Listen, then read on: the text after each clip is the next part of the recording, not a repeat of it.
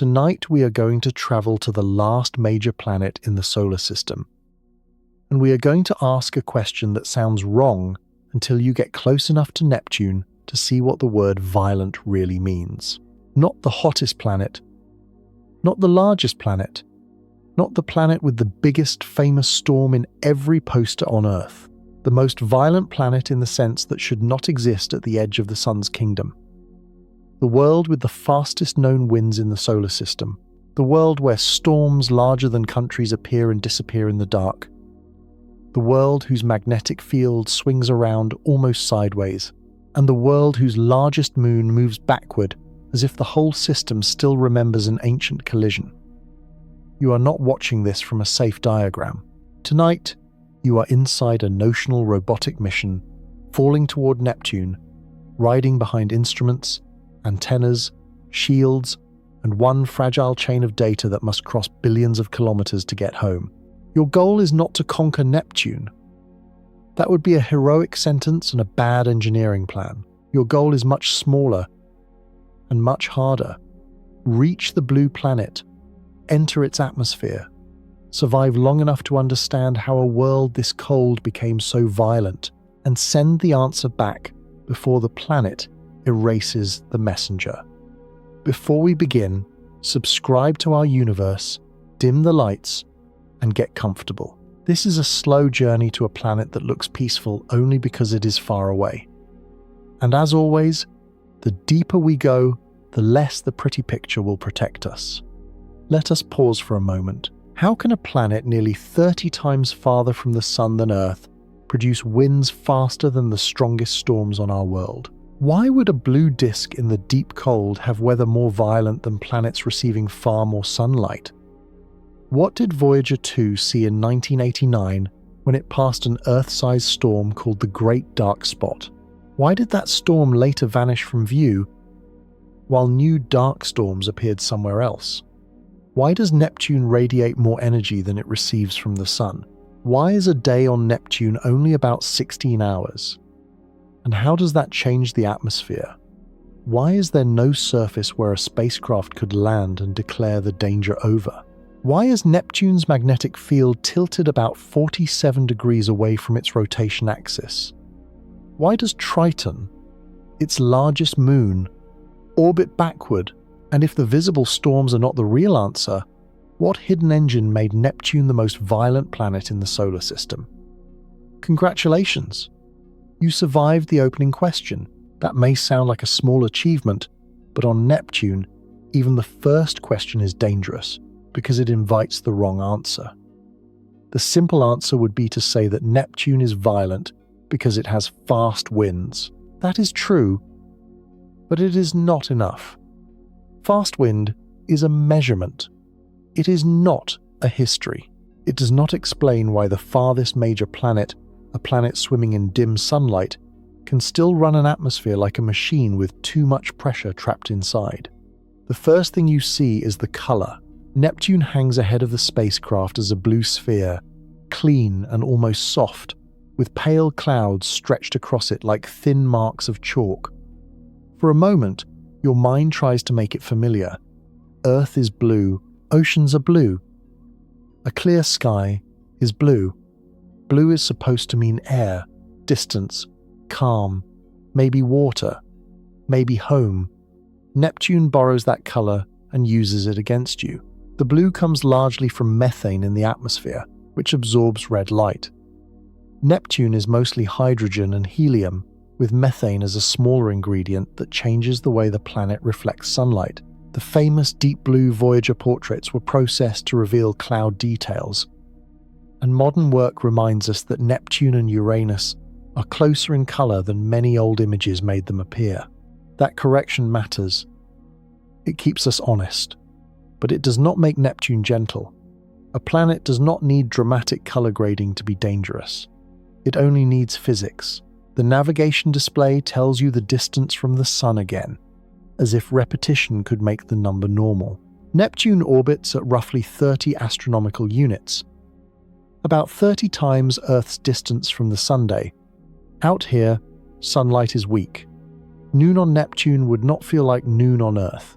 It would be a hard, bright point in a dim sky. A star with authority, but not warmth in any familiar sense. You might think that settles the weather.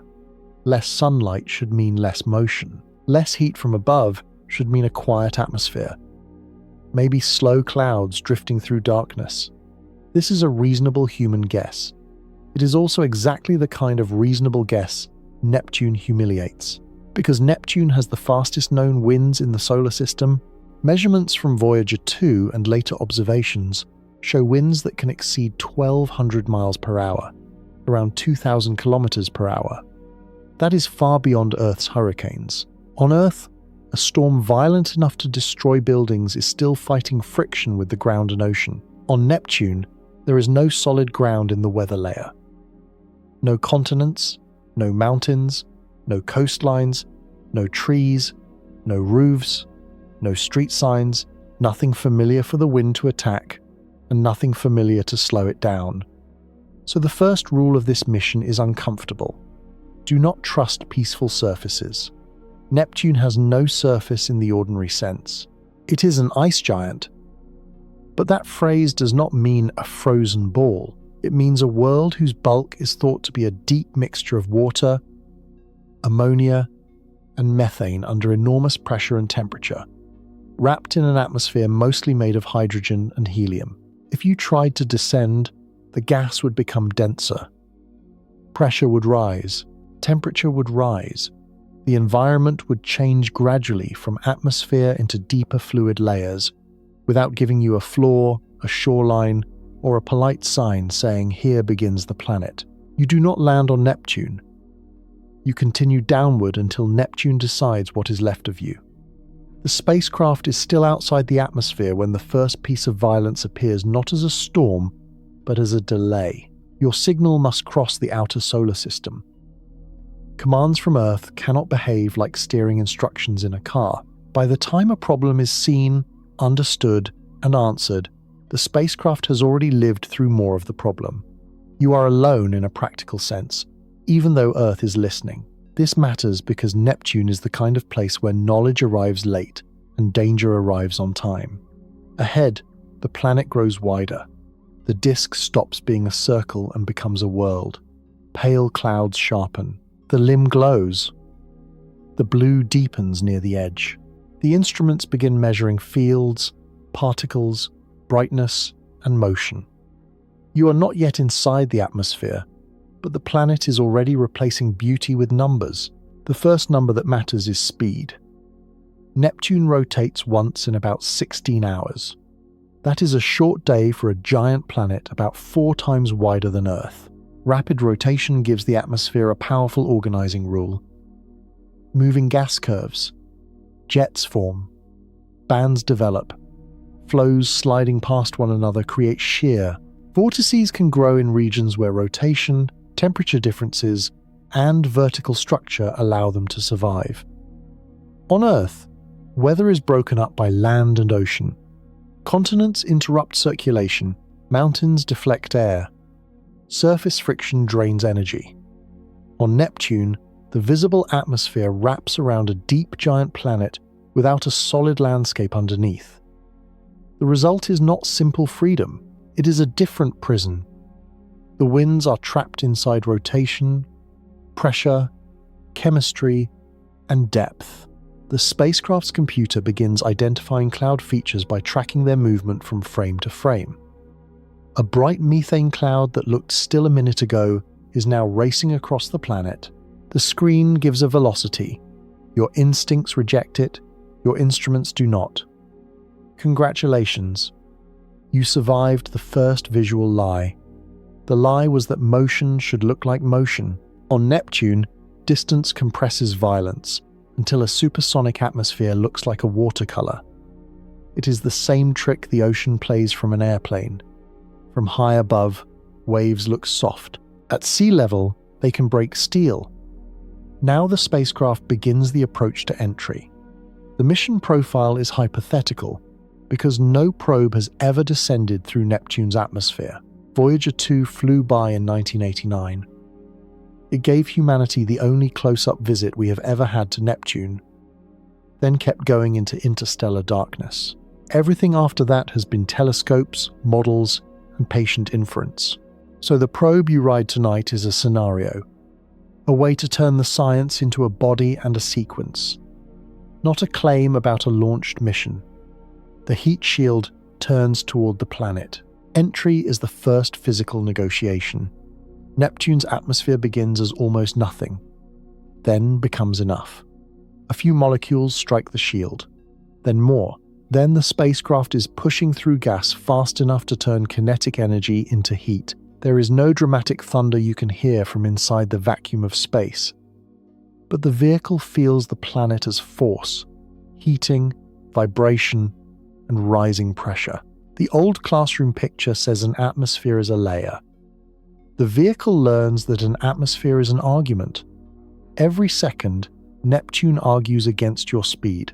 The shield must win by losing material, carrying heat away, protecting the instruments tucked behind it. If the angle is too steep, heating and deceleration become brutal. If the angle is too shallow, the spacecraft may skip or fail to slow enough. Entry is not simply arriving. It is threading a needle through a world that has no reason to help. The first minutes are not about the famous wins. They are about permission. Neptune permits entry only under conditions. The spacecraft must arrive at the correct angle, with the correct shielding, spinning, or stabilizing as planned, able to handle the growing pressure and heat. The planet does not need to hate the probe, it only needs to be itself. The heat shield glows. The data stream turns sparse because many instruments are protected for entry. You wait for the next phase. The computer counts down until the shield can separate, until the upper atmosphere can be sampled, until the probe can begin its brief scientific life below the clouds. Congratulations! You survived arrival. The word survived is doing a lot of work. The probe is alive. That is not the same as safe. Safety on Neptune would require a stable environment, recoverable mistakes, a landing site, and a way to leave. You have none of these. What you have is a shrinking window of data. The heat shield drops away, instruments open, the camera sees blue. At first, the view is almost disappointing. There is no solid horizon, no alien mountain, no black cliff, no ocean surface, just layers of brightness, drifting cloud, and hints of depth. Then the wind measurements arrive, and the disappointment becomes a different kind of fear. Without a ground reference, you cannot feel the wind as you would on Earth, but the atmosphere is racing in bands, and the probe is being carried by a flow that belongs to the planet, not to you. The next problem is that wind on Neptune does not behave like wind in your imagination. On Earth, wind is local and embodied. It presses against your face. It pushes rain into windows. It bends trees. It carries dust. It makes sound through leaves and wires. Neptune has no trees, no windows, no dust roads, and no person standing outside to say this is unpleasant. The violence is revealed indirectly, by cloud tracking, by changes in position, by instrument drift, by the fact that an object with no engine can be carried around a giant planet by moving gas. You are inside motion without scenery. That is why Neptune's clouds matter so much. Methane can condense into bright, icy clouds high in the atmosphere. These clouds act like tracers. They make invisible winds visible. They show where air is rising, where flow bends around a storm, where layers move at different speeds. Without them, Neptune would be even harder to read, like trying to measure a river at night by listening to it from orbit. The probe crosses a bright cloud region. The cloud is not soft. It is not friendly. It is a sign. It tells you that the atmosphere here is cold enough and arranged in a way that methane can freeze out, forming reflective patches that ride the flow. The cloud is beautiful because it is useful. It gives the violence an outline. Then the camera catches something darker below. A dark oval. A region where brightness drops. A place where the planet seems to have opened one blue eye. This is where Voyager 2 changed Neptune forever. In 1989, Voyager 2 saw the Great Dark Spot, a huge storm system in Neptune's southern hemisphere. It was large enough to contain Earth. The obvious comparison was Jupiter's Great Red Spot, because human beings like pairing famous things with other famous things. But the comparison hides the better mystery. Jupiter's Great Red Spot has been observed for centuries, though it has changed size and structure. Neptune's Great Dark Spot was not there when Hubble later looked for it. It vanished from view. That should feel impossible for a storm big enough to swallow Earth. It should feel like losing a continent. But Neptune does not owe its storms permanence. New dark spots have appeared. Others have faded. One dark storm tracked by Hubble appeared to reverse direction instead of continuing along the path expected to lead to its destruction. Neptune's storms are not monuments, they are events. Congratulations, you survived the famous storm. But surviving the famous storm means letting go of the wrong lesson. The Great Dark Spot was not Neptune's single monster. It was evidence of a system that can make monsters, remove them, and make others. That is more frightening than one permanent storm, because it means the violence is not stored in the visible oval. It is stored in the planet's ability to produce ovals. The probe descends farther. A vortex is not a hole, but on Neptune, a dark vortex may look like one because of the way clouds and deeper atmospheric layers interact. Bright companion clouds can appear nearby, formed as air is forced upward and methane condenses. The dark feature may be at a different altitude than the bright clouds around it. From far away, the whole thing becomes an image.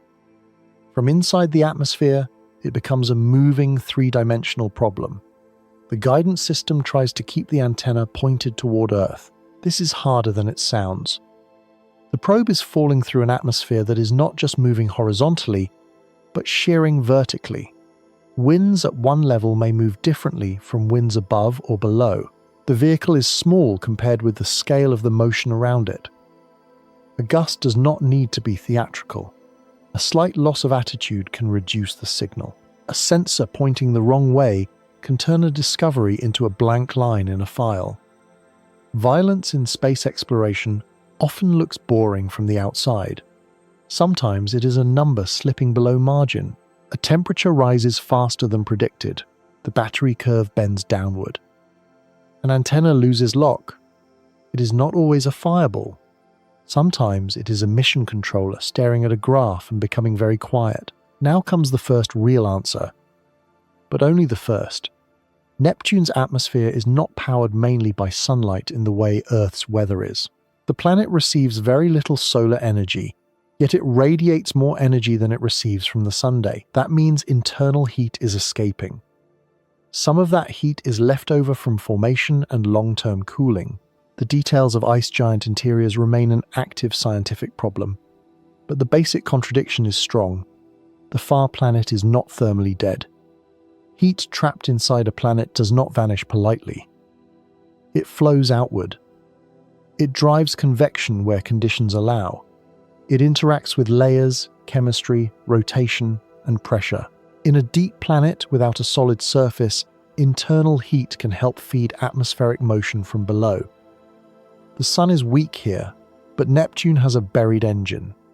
This is why the title is not really about the wind speed. The wind speed is the clue. The buried engine is the story. Imagine a house in winter. From outside, the windows are dark and the roof is covered in snow. You expect stillness. Then you step inside and find the basement full of machinery, pipes shaking, fans running, heat moving through walls. Neptune is not a house, and the analogy limps if you push it too far, but it gives you one useful feeling. The outside temperature does not tell you whether something inside is working. Neptune's interior is working. Deep below the visible clouds, pressure becomes enormous. The materials we call water, ammonia, and methane may exist in forms that do not match the words in your kitchen. They are compressed, heated, mixed, and transformed. The planet is not a snowball. It is a dense, hot, deep, fluid world under a cold-looking atmosphere. The probe cannot see that deep. It can only feel the consequences. Pressure rises, temperature rises, transmission time shrinks. The camera shows less structure now, but the instruments show more danger. The atmosphere is becoming denser, and the probe's descent is no longer a graceful fall through clouds. It is a journey into a crushing gradient. Neptune's violence is not just horizontal wind, it is vertical inevitability. Congratulations! You survived the first descent layer. Now the mission has a new rule.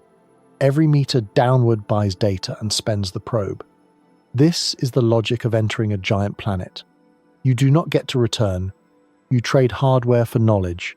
The deeper you go, the more valuable the measurements become, and the less likely you are to keep measuring. It is a bargain made with pressure. To understand why Neptune became so violent, you have to go backward in time. The early solar system was not a calm clock assembling itself from polite circles. It was a disk of gas, dust, ice, growing worlds, migration, scattering, collisions, resonances, and gravitational bargains. The giant planets did not simply appear at their final positions with tidy labels. Their formation and migration shaped the outer solar system, including the Kuiper belt and the population of icy bodies beyond Neptune. Neptune likely formed with the other giants in the young solar system and later reached its distant orbit through migration. The details are modeled, debated, and refined, but the broad picture is that the outer planets helped rearrange smaller bodies. Neptune's gravity sculpted populations beyond it. The planet is not just sitting at the edge. It helped make the edge look the way it does. This matters because a violent planet is not only a stormy planet, it is also a planet with a violent past. The strongest evidence is Triton. Triton is Neptune's largest moon, and it orbits backward compared with Neptune's rotation. This retrograde orbit is the signature of capture. Triton likely did not form as a normal moon from a disk around Neptune. It was probably once an independent icy world, maybe from the Kuiper belt, captured by Neptune's gravity in the ancient solar system. Capture is not a handshake. To capture a large body, energy must be removed from its orbit. Scientists study possible mechanisms, including interactions involving binary objects. Whatever the exact route, the aftermath was dramatic. Triton ended up in a backward orbit, and any original regular moon system around Neptune may have been disrupted. Moons could have been thrown inward, outward, shattered, or rearranged. Neptune did not only make violent weather, it reorganized a neighborhood. The probe cannot see Triton from inside the clouds, but the mission timeline includes the moon because Triton is part of the answer. A planet becomes the most violent not only through present storms, but through the record of what it has done. Triton is a fossil of gravitational violence, still circling backward like a clue that refuses to fade. And Triton is not dead in the simple way cold worlds are supposed to be dead. Voyager 2 saw dark streaks and geyser-like plumes on Triton, with material rising kilometers above the surface. This is one of the most important corrections in the outer solar system. Cold does not mean inactive. A world can be extremely cold and still have processes that move material, reshape surfaces, and surprise every neat assumption in the room. That same correction applies to Neptune itself. Cold does not mean quiet. Far does not mean still. Blue does not mean safe. The probe rocks again. This time, the change is not a single gust. It is a long interval of unstable attitude, a slow rolling correction followed by sharp emotion. The spacecraft's small control system tries to compensate. The antenna gain drops, then recovers. Data packets arrive with errors. On Earth, the signal is not a voice.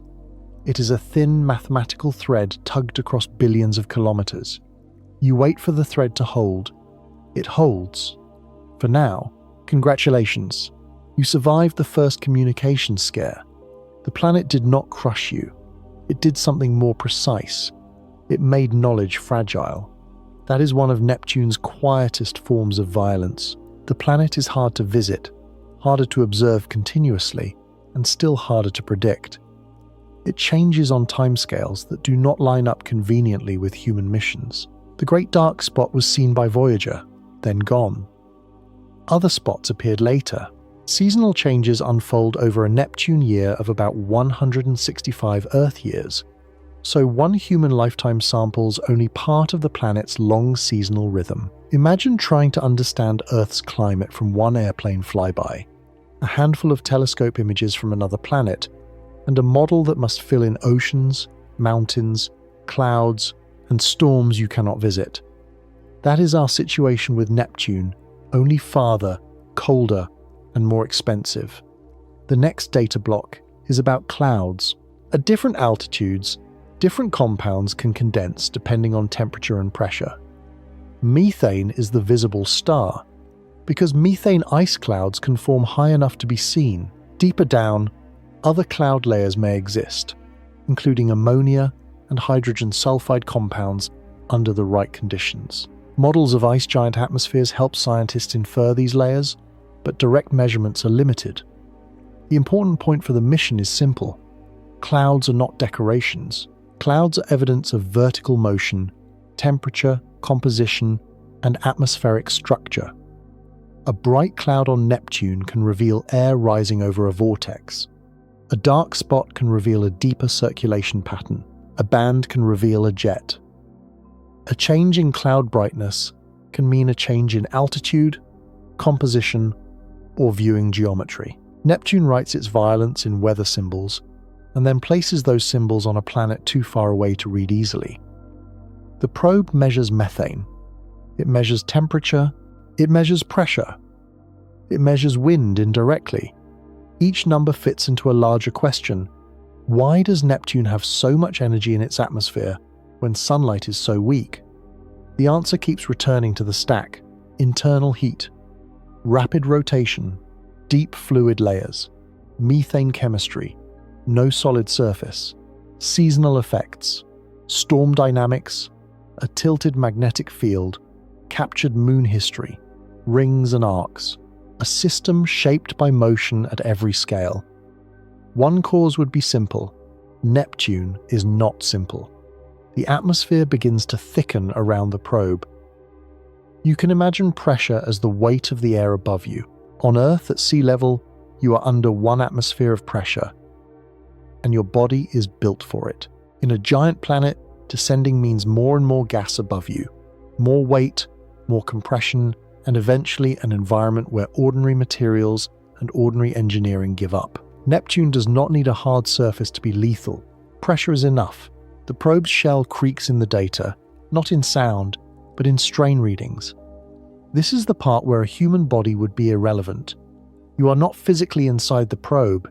No astronaut would descend through Neptune's atmosphere in a suit, because the phrase "in a suit" becomes absurd almost immediately. A human would require a spacecraft environment, and that environment would be defeated by heat, pressure, and the absence of any landing goal. Neptune is not a place for footsteps. It is a place for instruments that know they are temporary. Congratulations. You survived the pressure becoming personal. The word personal matters because now the planet is no longer a distant concept. It is doing something to the vehicle. It is reducing options. That is how Neptune's violence works in the narrative of the mission.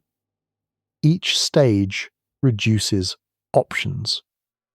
At first, you can choose trajectories. Later, entry angles become the problem. After that, instrument priorities matter more than ambition.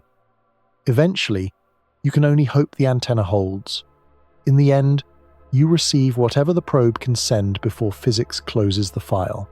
The next hazard is not inside the atmosphere. It is around the planet.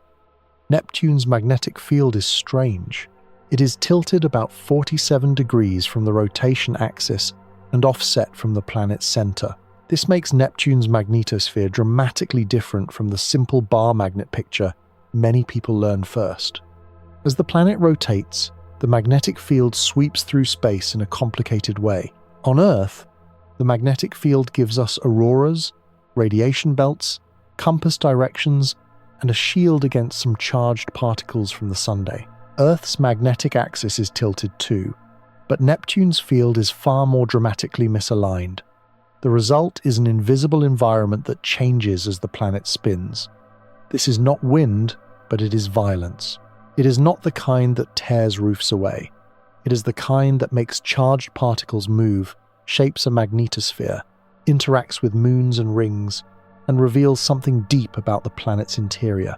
A magnetic field is not painted on the surface. It comes from motion inside, electrically conducting material. When Neptune's field is so tilted and complex, it hints that the dynamo region inside the planet may be very different from Earth's. So the violence goes deeper than weather again. The visible atmosphere says the top is restless. The magnetic field says the inside is strange. The moon system says the past was disruptive. The probe says the present is crushing.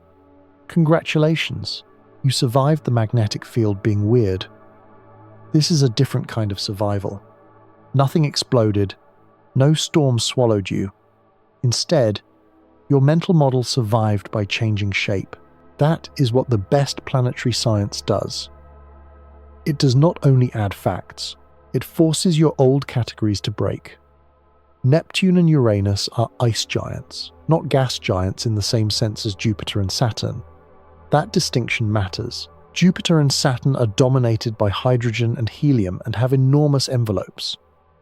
Uranus and Neptune contain larger proportions of heavier volatile materials. Their internal structures, heat flows, atmospheres, and magnetic fields are different enough that treating them as small Jupiters hides the most interesting questions. Uranus is especially important because it is Neptune's almost twin and almost opposite. Uranus is also cold, distant, blue-green, and an ice giant. But Uranus emits much less internal heat than Neptune. Its axis is tilted so extremely that it rolls around the sun on its side.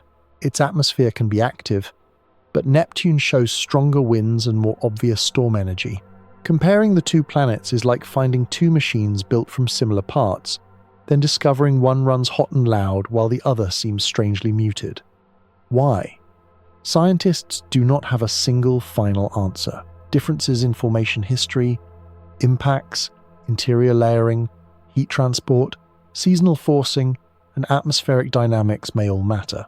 Uranus may have had a giant impact that altered its rotation and possibly its internal heat flow. Neptune may have retained or transported internal heat more effectively. These remain active areas of research. Uncertainty here is not a weakness. It is the honest edge of the map. The title says Neptune became the most violent planet. It does not say every detail of that becoming is solved. The strongest honest claim is narrower and more powerful. Neptune is the windiest known planet in the solar system, and its violence is shocking because it happens under extremely weak sunlight, which points us toward internal heat and deep atmospheric dynamics instead of ordinary solar weather. The spacecraft drops through another layer. The probe's clock says the mission has passed the time Voyager 2 needed to change astronomy, but it has not reached the time Neptune needs to destroy the probe. That gap is where all the science lives. Now the camera sees less. This is not failure. It is expected. Deeper clouds and haze reduce the usefulness of images. The planet stops being a picture and becomes a set of changing numbers. Pressure, temperature, composition, acceleration, signal strength.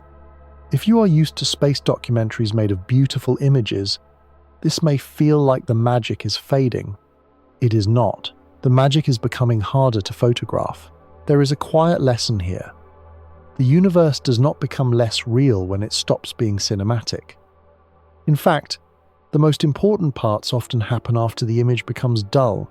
The probe is now below the easy story, below the blue postcard, below the bright methane clouds that make Neptune look like a place a camera can understand. It is in the mechanical part of the planet's violence, where pressure increases and the route only goes one way.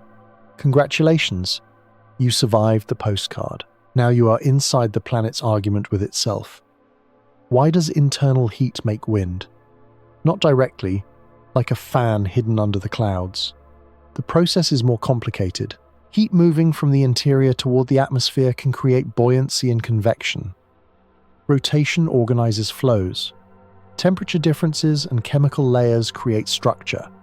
Condensation releases or moves energy. Jets form and maintain themselves through interactions across scales. Vortices can emerge from shear and instability.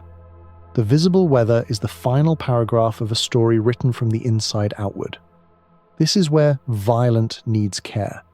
Violence is not just energy, it is energy moving through constraints. A perfectly uniform hot object is less dramatic than a cooler object, with steep gradients, strong rotation, and layers that force energy through narrow pathways. Neptune is cold at the top, but not uniform. It has heat escaping from within. It has chemicals changing phase. It has a fast spin. It has enormous depth. It has no surface. It has time. Time may be the most underrated ingredient. Neptune has been cooling and evolving for billions of years. Its orbit takes about 165 Earth years. Seasons on Neptune last decades. Storms can appear and vanish over years. Human observers see pieces. The planet experiences cycles longer than careers, longer than many institutions, longer than some buildings survive. When we say Neptune is violent, we are catching fragments of a long performance. The probe does not care about philosophy. It reports a pressure increase, then another. The hull remains within limits, then closer to limits. Your mission plan had a hopeful timeline, but every plan at Neptune is a negotiation with the unknown. If the atmosphere is warmer than expected at a depth, the probe may fail sooner. If turbulence is stronger, communication may end earlier. If descent rate differs, data from one layer may be richer and another layer poorer. Scientific missions are built from preparation, but they are completed by reality. Reality is usually less tidy. The next data block includes another wind change. The flow has shifted. The probe is being carried in a new direction relative to the planet's rotation. A jet boundary may be nearby. On Earth, crossing a strong boundary between air masses can mean storms, turbulence, and rapid changes in weather. On Neptune, such boundaries exist in a different regime, but the principle of shearing motion remains. Neighboring flows moving at different speeds can feed instability. Instability can feed structure. Structure can become a storm. This is the planet teaching you a second definition of violence. Violence is not only the maximum speed, it is the difference between neighboring speeds. If everything moved together at 1200 miles per hour, the motion would be extreme but less destructive locally. Shear is what twists, tears, rolls, and organizes. It creates places where energy can cascade into vortices and waves. It makes a smooth atmosphere complicated. Congratulations. You survived the shear. Now remember the great dark spot. That storm was not only large, it moved within a banded atmosphere. It interacted with clouds, jets, and surrounding flow. It existed in a planet where layers move differently. Its disappearance does not make it less important. It makes it more instructive. A storm can be enormous and temporary because the system that creates it is more enduring than the storm itself. That is one of the central payoffs of the journey. Do not worship the spot. Follow the engine. The probe follows the engine downward, though it cannot reach the deepest part of it. As pressure climbs, hydrogen and helium behave less like the thin gas of the upper atmosphere and more like dense fluid. The deep interior remains inaccessible, but models suggest a vast region rich in water, methane, and ammonia under conditions that make ordinary labels feel inadequate. Some studies of ice giant interiors discuss exotic possibilities, including ionic or superionic water under extreme pressure, and even diamond precipitation from methane chemistry in laboratory-relevant conditions. These are fascinating, but the script must be careful. Neptune's deep interior is not a jewelry store in a storm.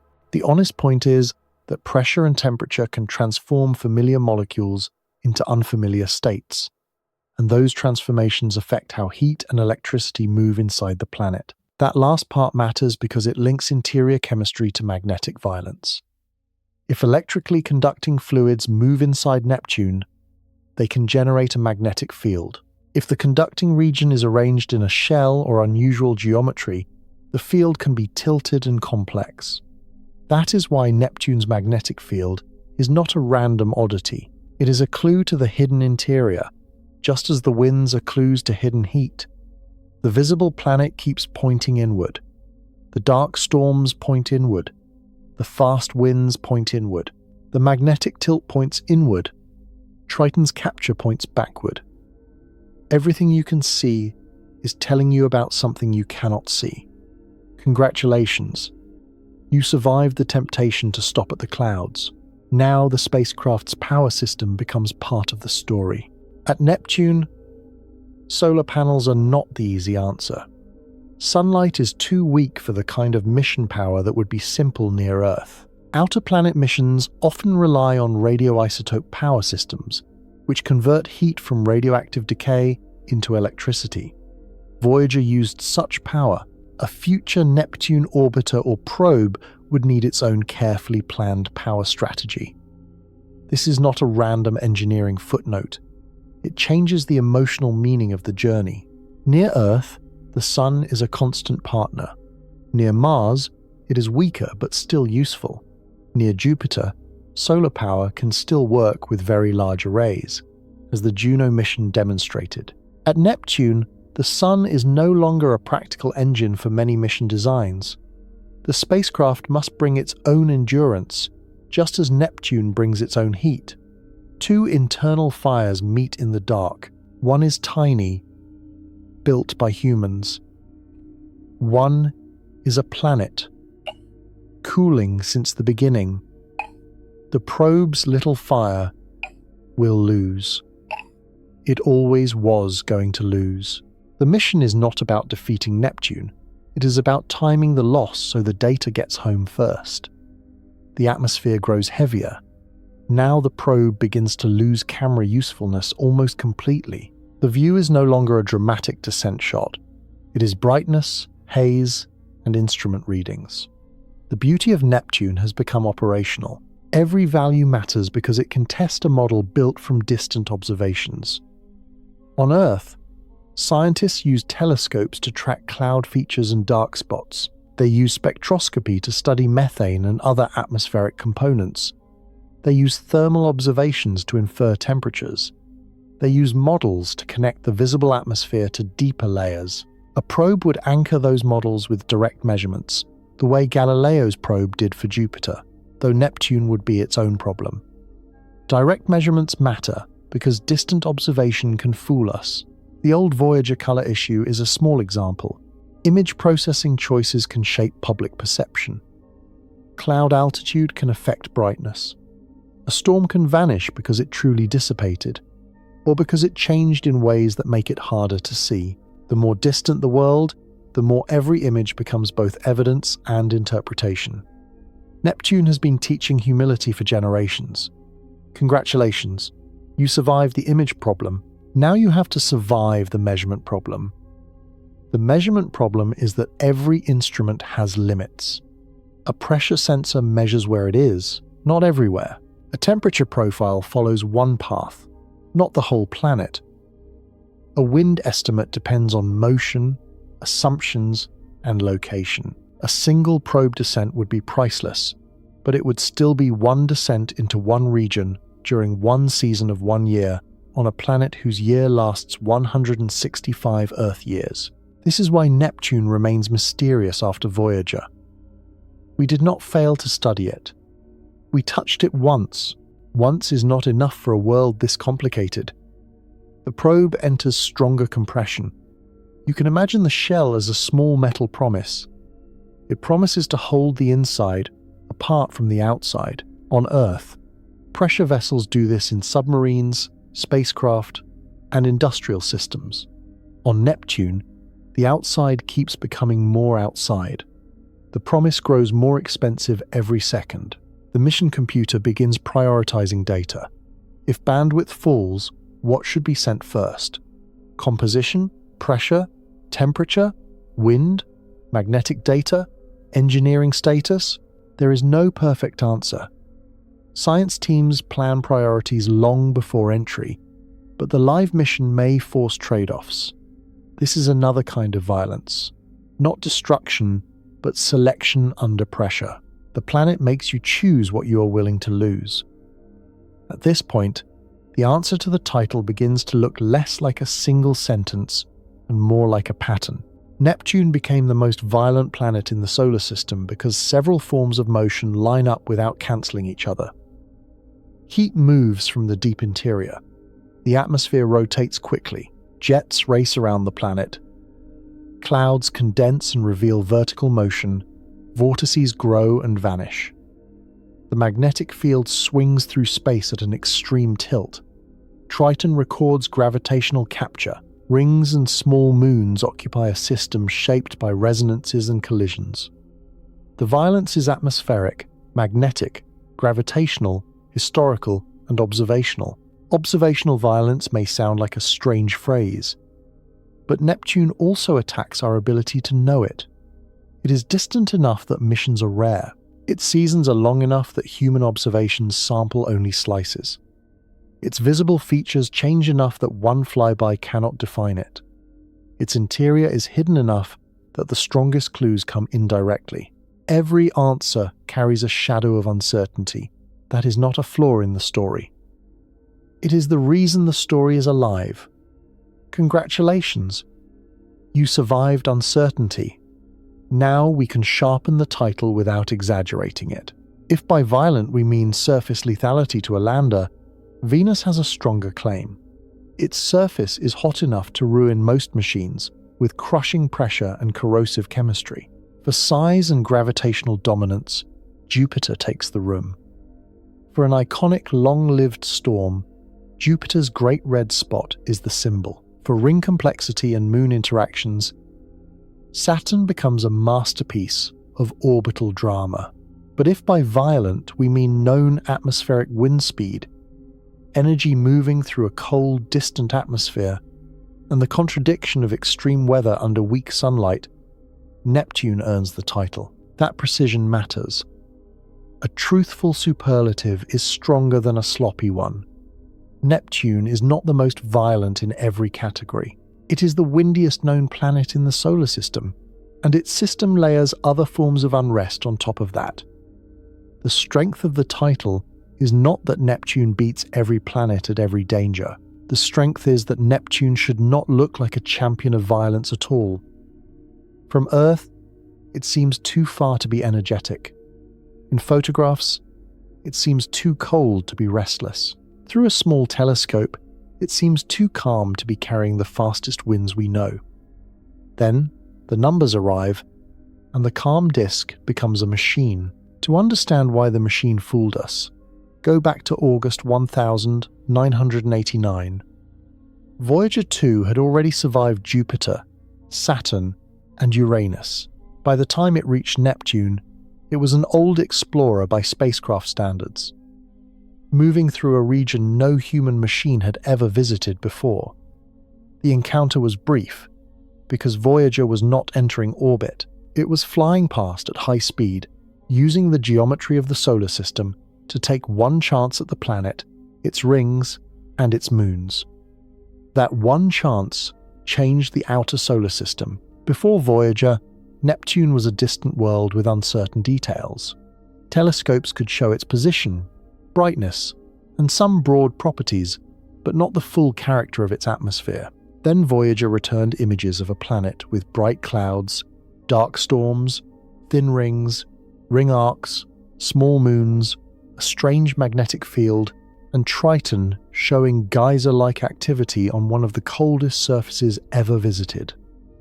Imagine trying to understand a person from a passport photo, then suddenly hearing them speak for 5 minutes. That was Voyager at Neptune.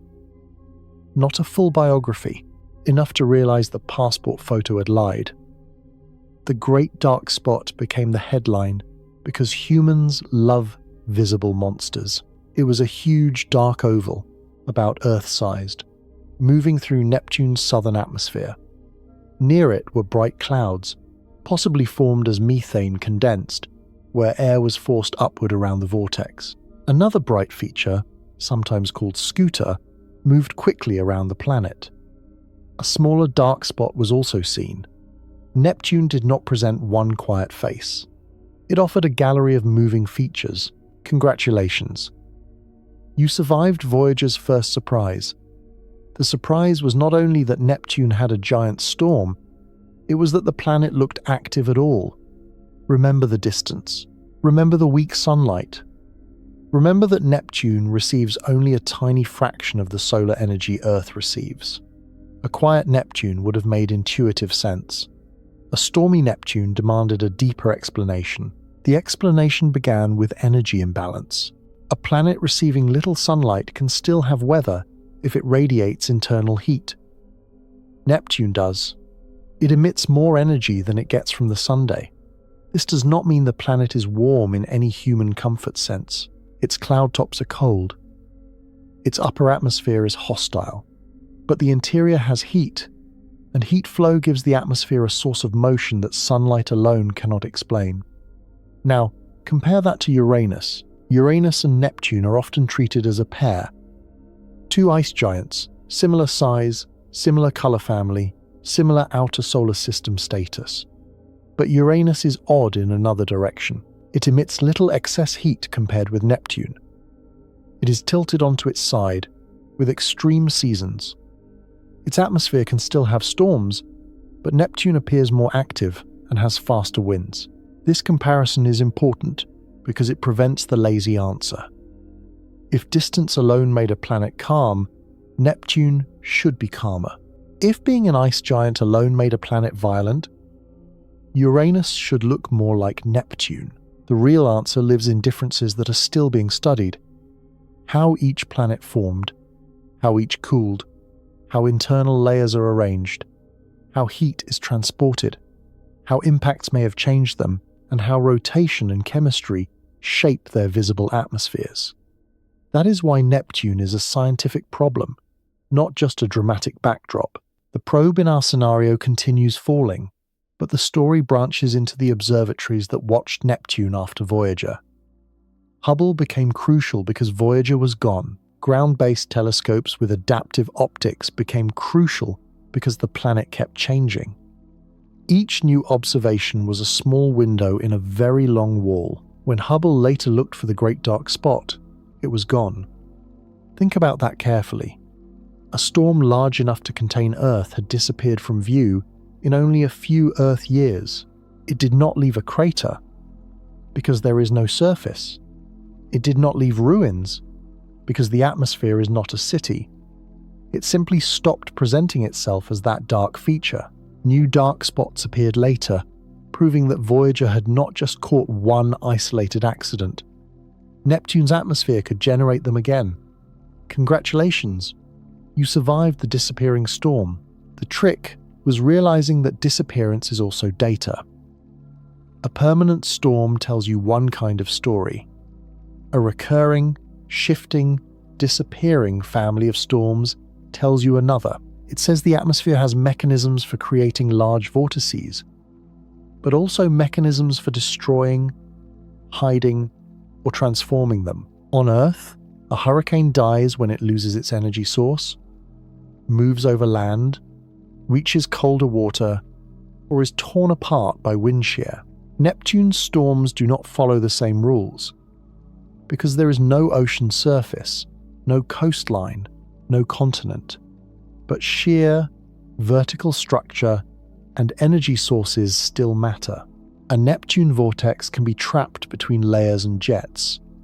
It can migrate. It can interact with surrounding flow. It can become more visible or less visible depending on clouds. The storm is not the machine. It is a whirlpool in the machine. This is why a spacecraft descending through one region cannot solve everything. The probe can measure one column of atmosphere. It can reveal temperature, pressure, composition, and wind along a path. But Neptune's violent weather is planetary, changing across latitude, altitude, season, and time. One descent would be priceless, but it would be one line through a book written in 3 dimensions. The mission team knows this before launch. They still send the probe because one line is better than guessing at the entire page. Now the probe approaches a layer where the temperature profile changes. The instruments detect structure that may connect to cloud formation. In a giant planet atmosphere, temperature does not simply decline forever with height in a familiar way. Different layers behave differently. Regions of stability can suppress vertical motion. Regions of instability can allow convection. Condensation can release latent heat. Composition gradients can change density. That sounds technical because it is, but the consequence is simple. Neptune's atmosphere has rules hidden inside it, and storms form where those rules allow energy to organize. Imagine a dark theater with curtains at different depths. Wind moves behind one curtain, clouds form behind another. Heat rises behind another. From the audience, you see only shapes pressing forward. A bright cloud here, a dark oval there, a band, a streak, a change in brightness. The full choreography is behind the fabric. Your probe is falling through the curtains. Congratulations, you survived the theater.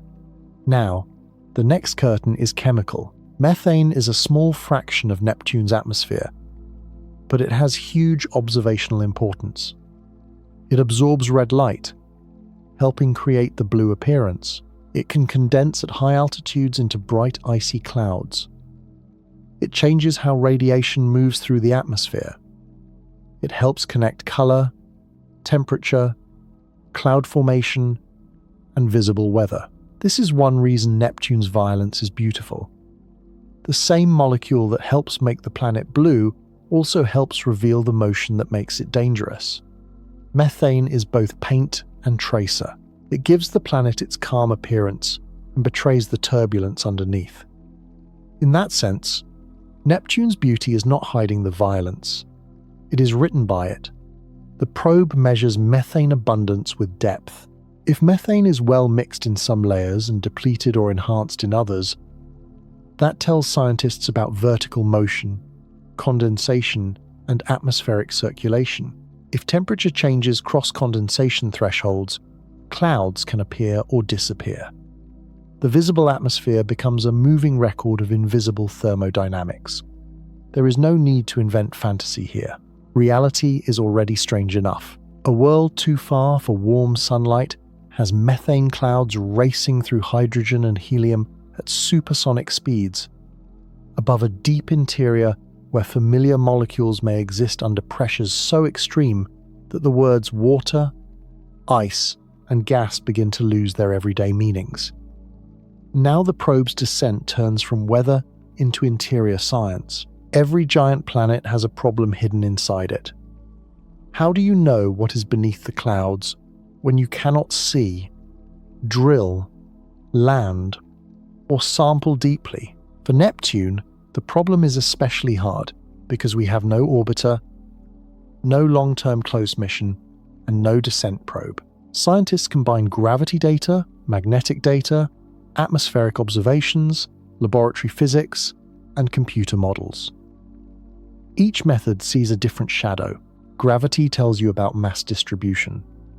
Magnetism tells you about moving, conducting fluids.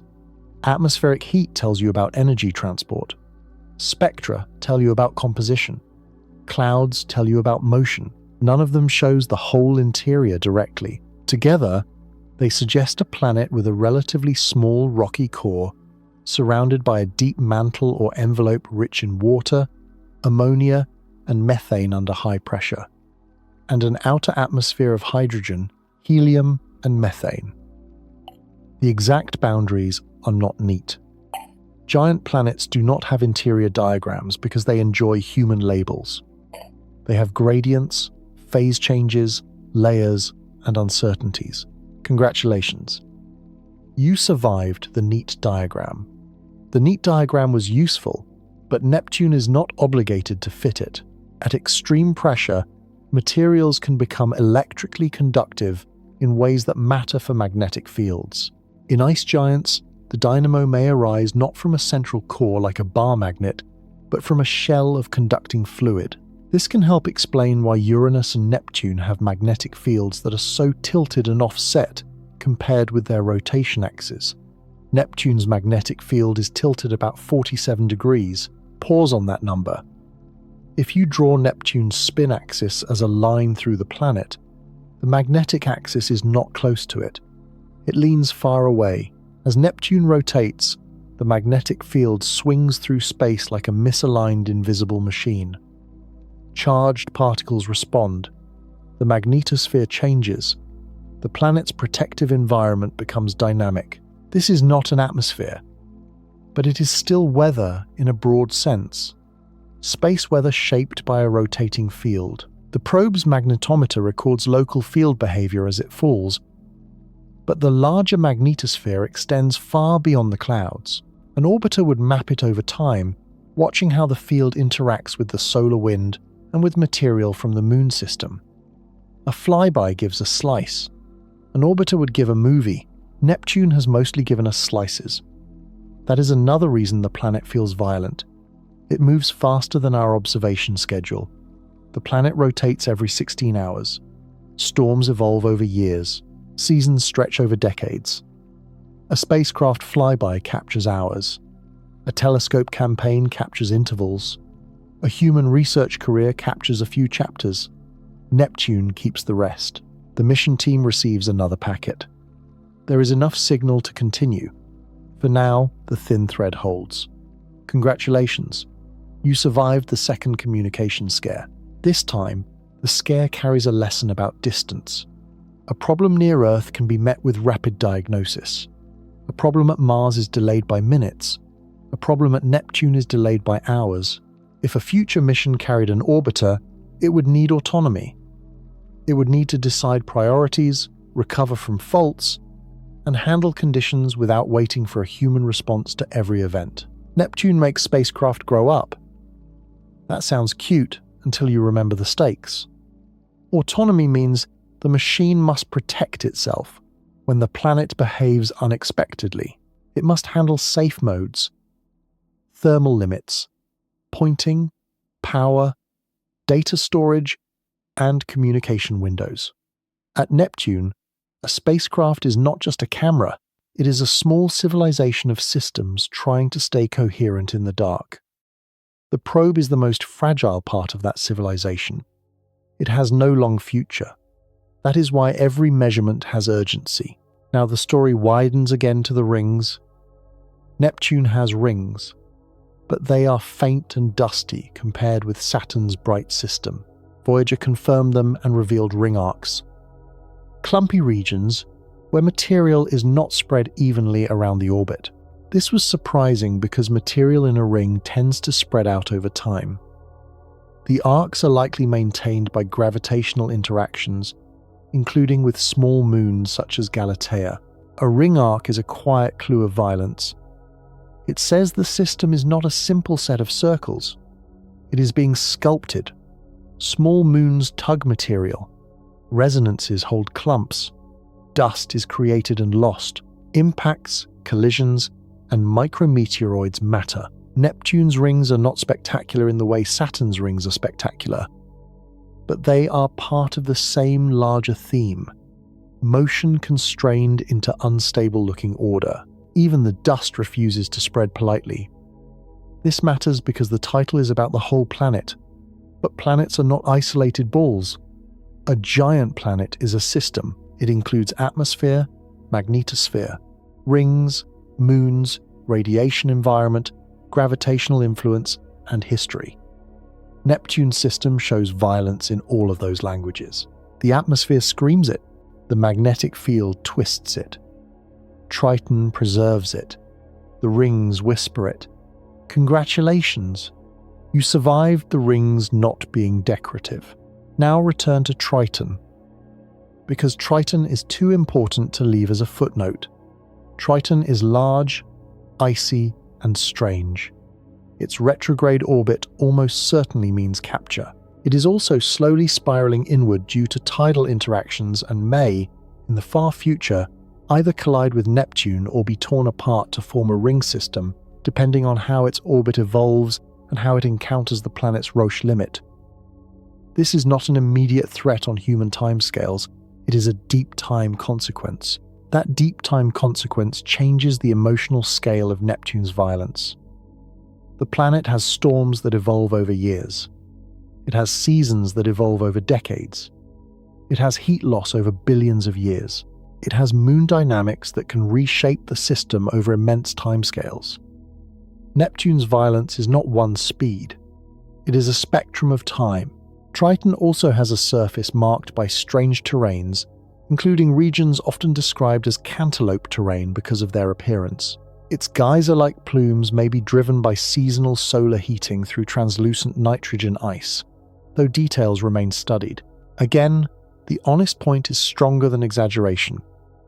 A body at extreme cold can still move material when energy and volatile ices are arranged correctly. Cold is not dead. That sentence should now feel different than it did earlier. At the beginning, cold looked like a contradiction to violence. Now cold looks like a condition under which violence can hide, slow down, change phase, and reappear. Neptune's cold upper atmosphere hides internal heat. Triton's cold surface hides active volatile processes. The outer solar system is not quiet. It is subtle until it is not. The probe falls deeper. The pressure now makes every engineering margin feel borrowed. Instruments that worked perfectly above are operating closer to limits. The thermal model is being tested against reality. The transmitter must push information through an atmosphere and across a distance so large that home is an abstraction. This is the third definition of violence. Violence is not just what destroys, it is what removes alternatives. At the start, the spacecraft had many possible futures. Course corrections, observation sequences, encounter geometry, instrument priorities, data compression choices. During entry, those narrowed. During descent, they narrowed again. Now the probe is in a corridor of physics. It cannot climb, it cannot pause, it cannot decide to wait for better conditions. The planet is converting possibility into sequence. Congratulations, you survived the narrowing corridor. This is why the story is built as a descent instead of a tour. A tour suggests you can go where you like. A descent teaches you that each layer has a cost. Neptune is not a museum. It is a one-way experiment. Now, consider the winds again, but from the inside outward. A wind speed of 1,200 miles per hour sounds like a headline, but wind speed alone is not enough to tell you what the probe experiences. Force depends on density as well as speed. A very fast flow in a thin upper atmosphere may exert less force than a slower flow in a denser lower atmosphere. As the probe descends, density rises, so the mechanical meaning of motion changes. This is one reason simple comparisons can mislead.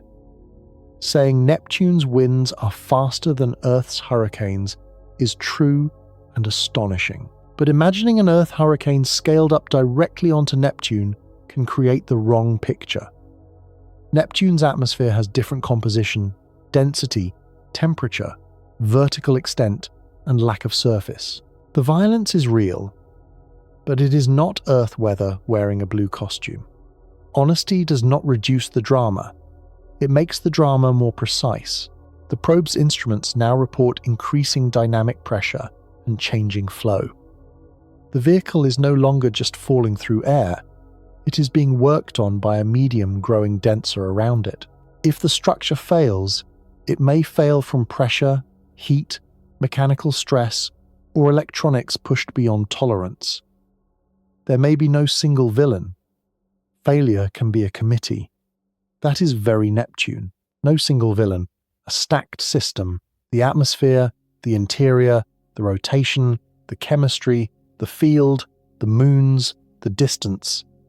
Each one does part of the work. Together they create the planet that fooled the eye.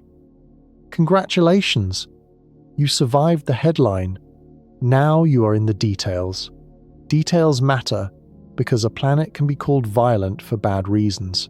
A video could simply say, Neptune has the fastest winds, show a blue sphere, add ominous music, and leave. That would be efficient.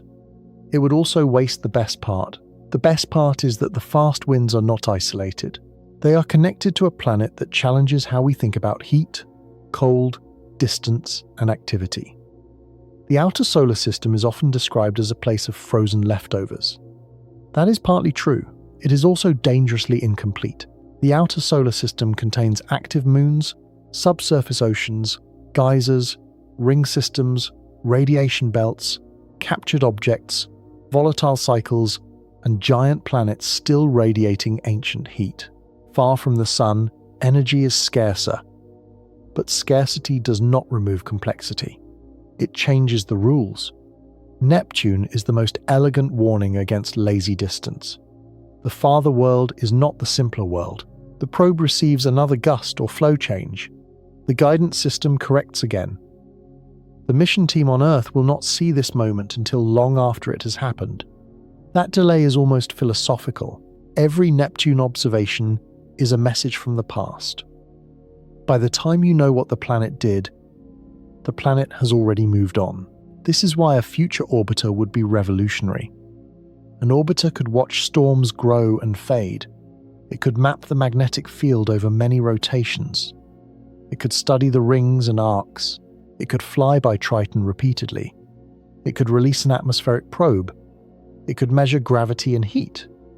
It could turn Neptune from a world of glimpses into a world of sequences.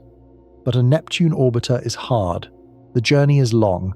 The energy requirements are significant. Power is difficult. Communication is delayed. Mission operations would span many years. The reward is enormous, but the cost is not just money. It is time, patience, and engineering nerve. Neptune makes even curiosity heavy. Congratulations! You survived the mission planning reality. This matters because the title asks how Neptune became violent, not how we dramatized it. To answer that, we must separate what is known, what is strongly inferred, and what remains open. Known, Neptune is far from the Sun, has a roughly 16-hour rotation period, has extreme winds, has methane in its atmosphere, radiates more energy than it receives from the Sun, has a tilted magnetic field, has rings and moons, and has Triton in a retrograde orbit. Strongly inferred, Neptune has a deep interior rich in heavier volatile materials. Internal heat drives important atmospheric activity. Triton was captured, and the unusual magnetic field comes from an internal dynamo geometry unlike Earth's simple model, open. The exact internal layering, the detailed mechanisms controlling dark spot formation and decay, the full seasonal behavior across a Neptune year, and the precise history of Triton's capture and the original moon system. That separation is not a speed bump. It is part of the retention. A mystery is stronger when the edges are marked. If everything is stated as certain, the planet becomes smaller. If uncertainty is used honestly, Neptune becomes larger. You can see what is known and feel the depth of what remains. The probe is now in a region where signal quality begins to degrade more often. Each return is less reassuring because each return may be the last. The mission team can predict failure in broad terms, but not the exact packet. Spacecraft often end this way, not with a final speech, but with a number that stops updating. Before that happens, the probe sends a set of data that helps answer the role of temperature. Temperature in a giant planet atmosphere is not just hot or cold. It is a profile. It changes with altitude. It affects density. It determines where clouds form. It influences stability. A layer that is stable may suppress vertical convection. A layer that is unstable may allow rising and sinking motion. Temperature gradients are the skeleton of atmospheric behavior. Neptune's upper atmosphere is cold, but the deep atmosphere grows hotter with pressure. That vertical structure helps create the conditions under which energy can move Clouds can form, and winds can be maintained. The planet's violence is not the opposite of cold. It is the motion of heat through cold layers. There is the thesis again, now with more weight. Violence is energy moving through constraints. On Neptune, the constraints are extreme. The sun is weak, the atmosphere is deep, the rotation is fast. The surface is absent. The chemistry is strange. The magnetic field is misaligned. The moon system is disrupted. The result is not random chaos. It is a structured restlessness. Congratulations. You survived the thesis before the final act. Do not relax yet. A thesis explains the danger.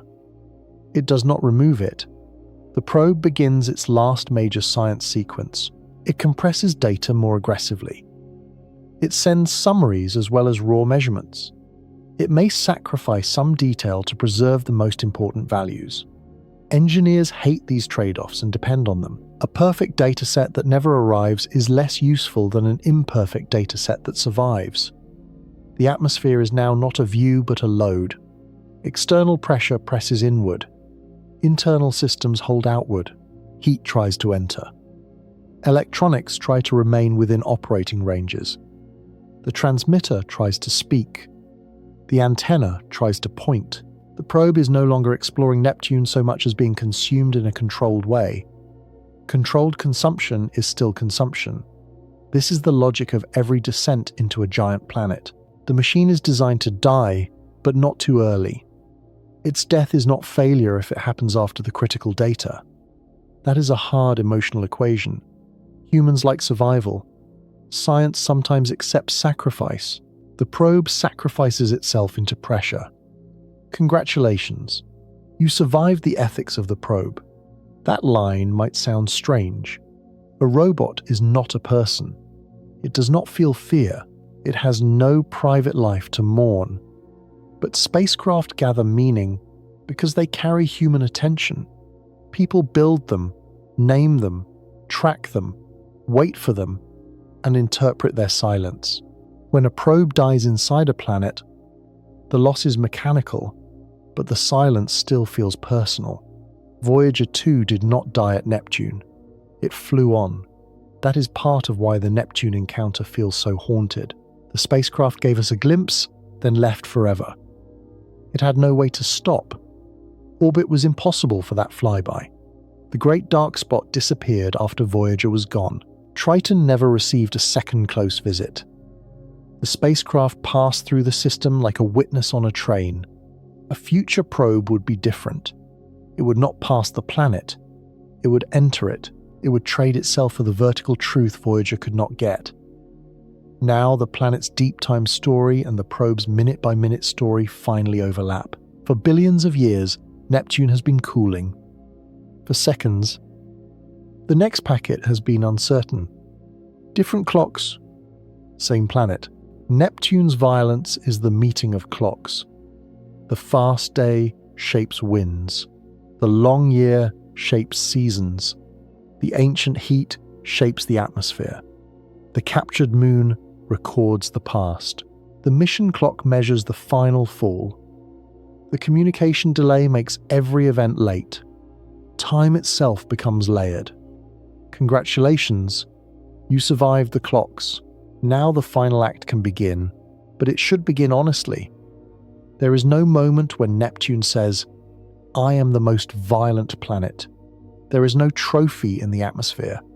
There is only evidence. Wind speed, heat imbalance, storm behavior, rotation, interior models, magnetic field, Triton, rings, distance, pressure. The title is a human compression of many measurements into one question. That question is useful because it forces comparison. Compare Neptune to Mercury. Mercury faces extreme solar heating and cold nights, but it has almost no atmosphere, no giant weather engine. Compare Neptune to Venus. Venus is deadly at the surface, hotter than Mercury's average surface, wrapped in carbon dioxide and sulfuric acid clouds. But its winds and violence belong to a different category. Compare Neptune to Earth. Earth has life, oceans, storms, plate tectonics, and weather that can kill, but Earth's atmosphere is moderated by surfaces and water cycles familiar to us. Mars has dust storms that can grow global, but its thin atmosphere carries far less force than a thick one would at the same speed, and its weather engine is weaker. Compare Neptune to Jupiter. Jupiter has immense storms, huge gravity, radiation belts, and the Great Red Spot. But Neptune holds the wind speed crown. Compare Neptune to Saturn. Saturn has spectacular rings, jet streams, and periodic giant storms. But again, Neptune's known winds reach greater speeds. Compare Neptune to Uranus. Uranus is an ice giant sibling with a strange tilt and cold atmosphere. But Neptune appears more internally powered and meteorologically fierce. After the comparison, Neptune's title becomes conditional but strong. Atmospheric wind violence. Under low sunlight, Neptune wins. That is the honest crown. And because the crown is honest, it is more interesting.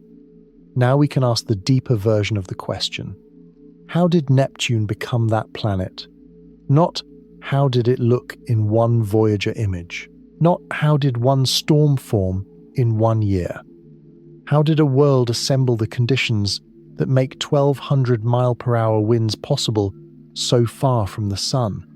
The answer begins before Neptune was Neptune. In the young solar system, the Sun was surrounded by a disk of gas and dust. Closer in, rocky planets formed from materials that could survive the heat. Farther out, ices and gases became more important. The giant planets grew in a region where hydrogen, helium, water, ammonia, methane, and rock could be gathered into massive bodies. The exact details of Neptune's formation remain debated. But the broad story is that it became an ice giant, not a ball of solid ice, but a planet with a large fraction of heavier volatile materials compared with Jupiter and Saturn. That beginning gave Neptune its ingredients: hydrogen and helium for the outer atmosphere, methane to paint the world blue and mark the clouds, water, ammonia, methane, and rock for deeper layers, mass enough to hold a thick atmosphere, distance enough to become cold at the top, internal heat enough to refuse stillness. Congratulations, you survived the ingredient list. The list matters because violence is not magic added at the end. It is built from ingredients under conditions. If Neptune had been much smaller, it might not have held such a deep atmosphere. If it had lost internal heat more efficiently, it might not drive the same weather. If it rotated more slowly, its jets and bands would differ. If it had a solid surface near the visible clouds, storms would have a different lower boundary. Planets become themselves by keeping some possibilities and losing others. Neptune kept a deep atmosphere. Neptune kept internal heat. Neptune kept rapid rotation. Neptune kept the chemistry that reveals its winds. Neptune lost the simplicity a human observer wanted. The early solar system also gave Neptune motion. The giant planets did not form in total isolation from the smaller bodies around them. Their gravity-scattered planetesimals shaped the outer disk and helped populate distant regions. Neptune's outward migration is a key idea in models of the outer solar system because its gravity helped sculpt the Kuiper belt. This is one of the reasons Neptune should not be imagined as a lonely blue world at the end of a line. It is one of the architects of the outer solar system. Architect is a calm word. The process was not calm. Small icy bodies were scattered. Orbits changed. Resonances trapped objects. Some worlds were pushed outward. Some were sent inward. Some were ejected. The distant solar system is not a storage shelf. It is the aftermath of gravitational sorting. Triton may be the most intimate piece of that aftermath. If Triton was captured from a binary system, one body could have carried away excess energy while Triton remained bound to Neptune. That kind of capture is elegant in equations and catastrophic in a moon system. A large retrograde moon settling into orbit around Neptune would have disrupted any existing regular satellites. Collisions and orbital rearrangements could have followed. The system we see now may be a rebuilt system after capture. That means Neptune's largest moon is not just a moon, it is a surviving witness. When you watch Triton orbit backward, you are watching ancient violence stabilized into routine. Every orbit says something went wrong, and then wrong became normal. That is one of the strangest things about astronomy. Catastrophe can become architecture. A collision becomes a tilt. A capture becomes a moon. A migration becomes a belt of distant objects. A storm becomes a data point. Given enough time, the violent event stops looking like an event and becomes the shape of the system. Neptune is full of that. Congratulations! You survived ancient violence becoming normal. Now return to the atmosphere, because the past built the stage, but the present performs on it. The atmosphere of Neptune is cold in the upper layers. Temperatures near the cloud tops are extremely low, among the coldest environments associated with a major planet. Yet the atmosphere is not static. This is the contradiction that makes the whole episode work. If you only think of heat as sunlight falling from above, Neptune should be dull. If you remember that planets also cool from within, Neptune becomes possible. Internal heat is sometimes described too gently. People hear leftover heat and imagine a dying ember. But a dying ember can still start a fire if it sits in the right material. Neptune's interior heat is not making a campfire. It is maintaining a thermal gradient across a deep rotating atmosphere. That gradient can support motion, and motion under rotation can become jets, waves, eddies, and storms. The sun still matters. It is not absent. Solar energy affects upper atmospheric chemistry, hazes, and seasons. But Neptune's dramatic winds cannot be explained by solar heating alone. The far sun sets the stage with cold and weak illumination. The interior provides a deeper source. The atmosphere is caught between the two. Dark above, warm below, rotating fast. That is a recipe for hidden violence. The probe's imaginary descent helps you feel the recipe. At the top, the planet looks cold and remote. Lower down, pressure and temperature rise. The deeper you go, the more the planet feels less like a frozen object and more like a compressed engine. There is no contradiction between a cold cloud top and a hot interior. Earth has cold mountaintops and a molten interior. Neptune extends that difference into a giant world without land. The lack of land is crucial. On Earth, storms are always negotiating with surfaces. Oceans provide moisture and heat. Land interrupts circulation. Mountains force air upward. Friction near the ground slows winds. A hurricane that crosses land weakens because it loses its warm ocean source and encounters rougher surface conditions. Neptune's visible atmosphere has no comparable landfall. No continent breaks a jet. No mountain range anchors a storm. No ocean surface in the Earth sense defines the storm's energy source. The atmosphere is deep enough that storms are embedded in a fluid world. This does not mean storms last forever. Neptune's dark spots prove they do not, but their life and death happen by giant planet rules, not Earth rules. A vortex can be created, drift, interact with jets, become visible, become hidden, weaken, or vanish. The absence of landfall does not give immortality, it gives other pathways. Congratulations.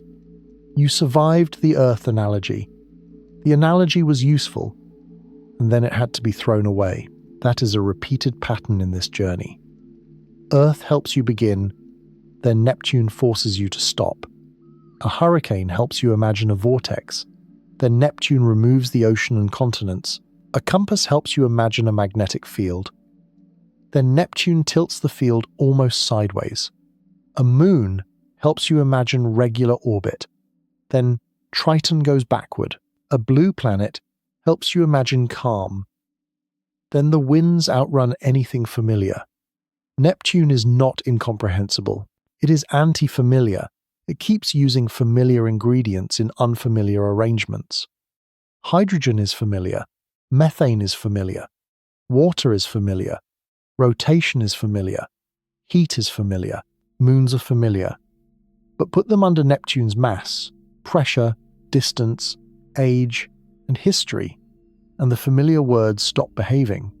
The probe sends another temperature point, then another.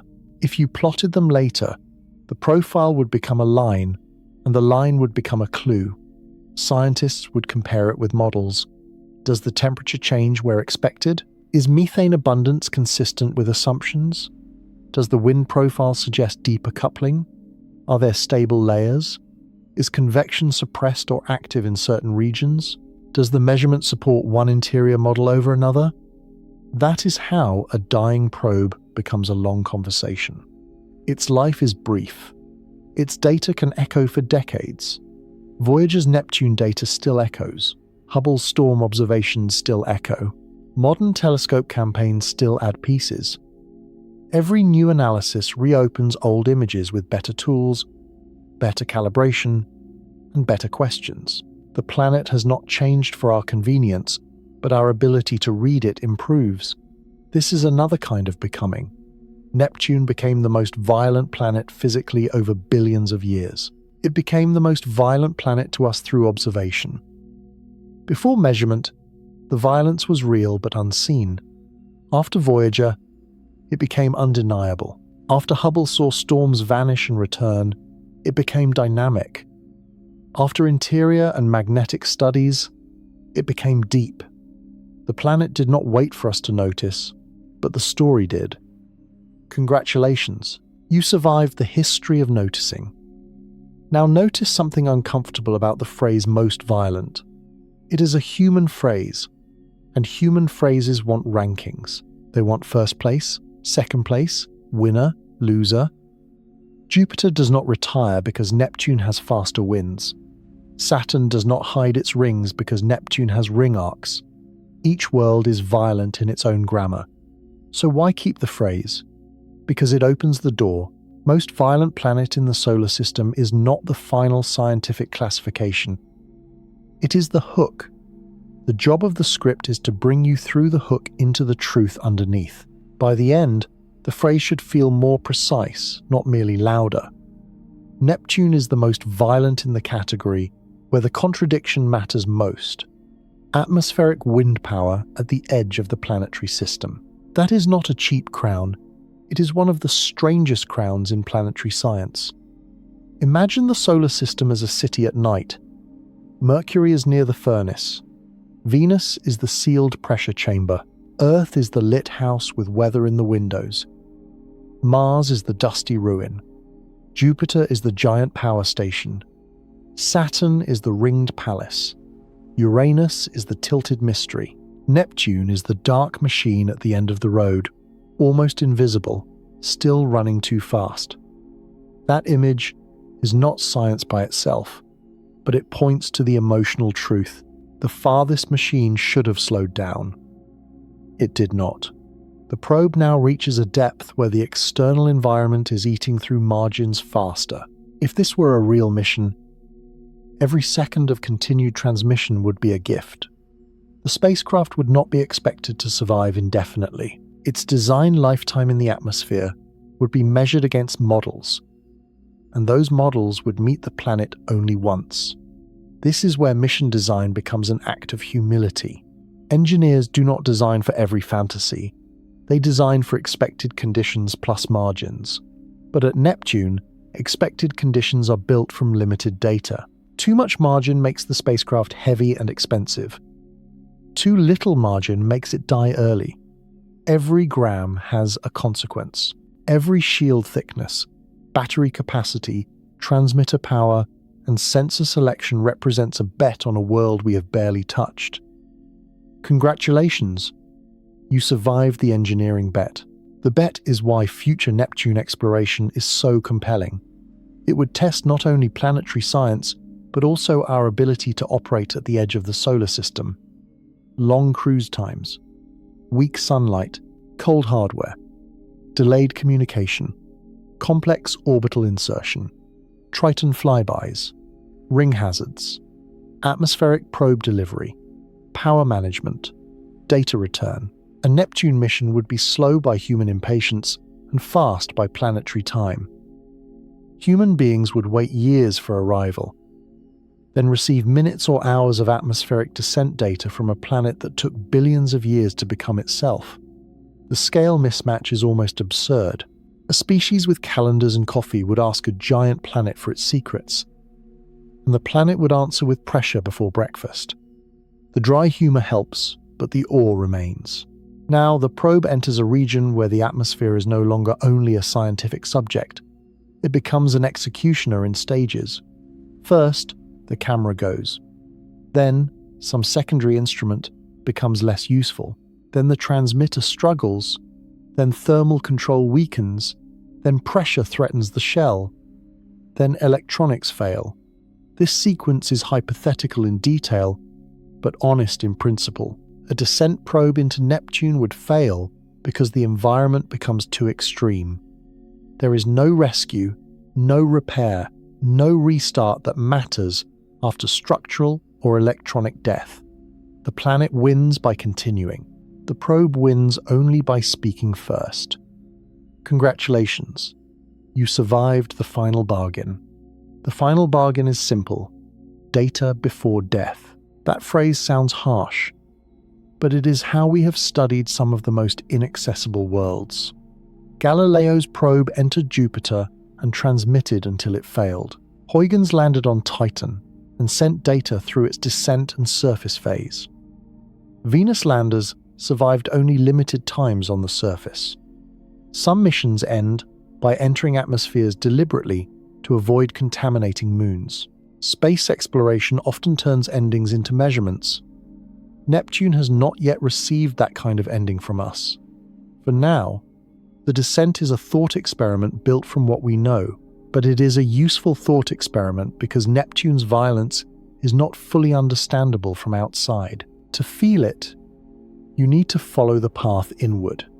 Distance, color, clouds, wind, storm, heat, pressure, magnetism, moons, rings, history, final silence. Only then does the title stop being a claim and become a route. That is how Neptune becomes the violent world promised at the beginning. Not because it is loud, not because it is close to the Sunday, not because the danger is obvious.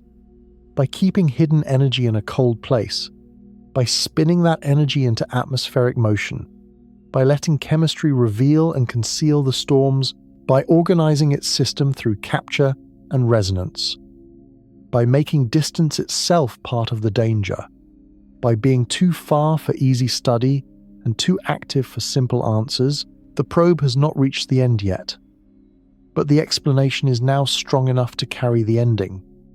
Before the final minutes, one more idea has to be repaired. When people hear that Neptune has the fastest winds, they often imagine the planet as a louder Earth, a place where hurricanes are simply bigger, clouds are simply colder, and the sky is simply bluer. That picture is useful for the first 5 seconds and then becomes a trap. Neptune is not an upgraded storm map. It is a different class of weather engine.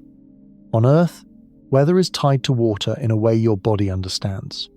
Oceans evaporate, water vapor rises, clouds form, rain falls, storms feed on warm seas and are damaged by land. The cycle is familiar enough that even a child can watch a cloud and feel some part of the system. On Neptune, the main atmosphere is hydrogen and helium. Methane is the visible actor, but not the whole play. The deeper interior contains materials that would be fluids under pressures and temperatures far beyond normal experience.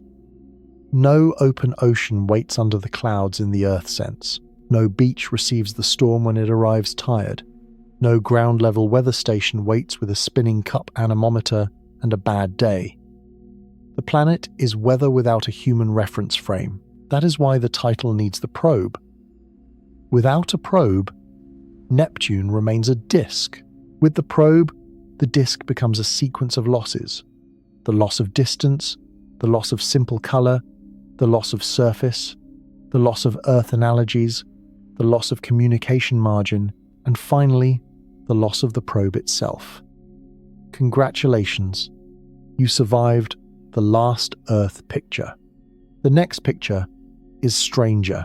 Imagine an atmosphere so deep that the word sky becomes an upper layer rather than a place above you.